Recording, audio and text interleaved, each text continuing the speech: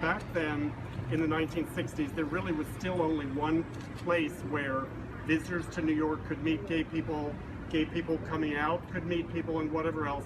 And how ironic it is that the one safe space for gay people, which is their own bars, are constantly getting harassed by all these mechanisms of police, mafia, state liquor authority, and so on and so forth.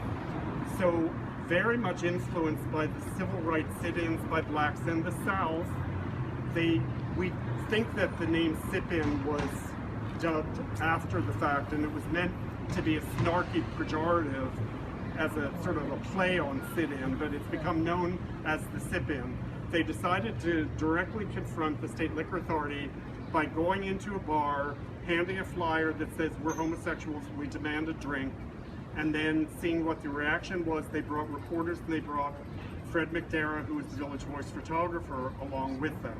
They did not want to come to Joyce's because Joyce's, since the late 50s, early 60s, was being frequented by conservatively dressed gay men, and even though the bar was not encouraging gay men to come, they were putting up with it. But it had been raided recently, and there was a sign on the side that said, "These premises were recently raided." They knew they'd be ultra sensitive, and it worked. They went up to the bartender, said, "We demand a drink." He puts his hand over the shot glass, which were already there to be served, and said, "I can't serve you." Fred McDarrah snapped the photograph, and it got a lot of publicity from that. Based on this event, which we think was the first civil rights demonstration by gays that had a planned event and had an after effect, as Ken said before, Compton's Cafeteria, the Black Cat in Los Angeles, Dewey's in Philadelphia, those were spontaneous eruptions.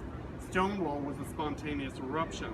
This was a planned event that had a purpose behind it, and they had been meeting for months with William A. Booth, who was Lindsay's appointee, who was African American. He was the head of the Civil Rights Commission of New York City.